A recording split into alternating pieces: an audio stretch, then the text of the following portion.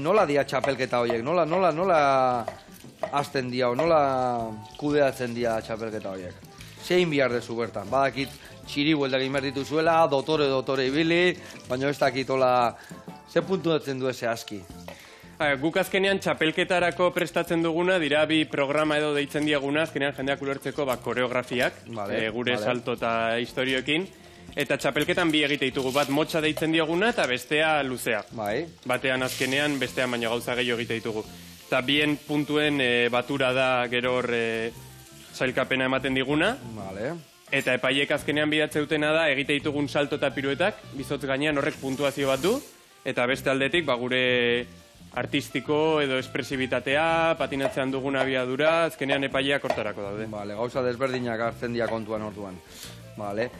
Zein da zure puntu fuertia?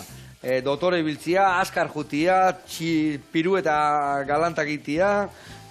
Nik uste nahiko orekatu nabilela izotzean, azkenean gustatzen zait dantza egitea eta jendearen aurrean gauzak aurkeztea. Eta gero saltoekin eta bar, maila honen nabil, egia da gero mundu mailan zaila dela, eta lehen urtean adibidez, junior mailan munduko txapelketa izan nuen, eta maila oso altua zen. Eta saltuak ez dituk, egiten segundu bat atzian balima gozite, salto txikillo bat aurrein, edo lehen ueite saltua, lekua itxi baino, nola kodeatzen dek? Nik uste lehentasuna saltoak ondo egiten datzala, orduan...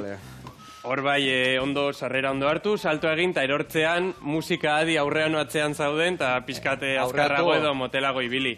Baina bai, azkenean mugimendu asko musikarekin batutzen saiatzen geha, azkenean kanpai bat entzuten bada horrostiko bat, edo zer gauza, eta bai. Gu etxian gaudenak eta ez deunak gehiagi ulertzen ez geha, igual gehiagi konturatzen, baina hor juezak eta entrenatzaileak eta ikizan denak horiek askar enteatzaituk.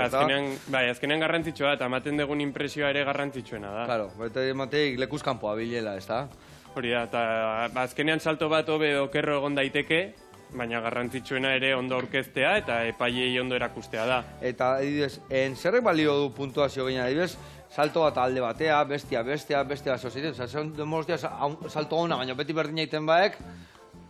Nik uste desberdintasun errexena, airean ematen den buelta kopurua dela, eta hori kosta egiten du hasieran, baina nik uste jendeak telebistan gustora ikusten badu, pixkat fijatuz nabaritu daiteke, honek bi buelta eman ditu airean, honek lau...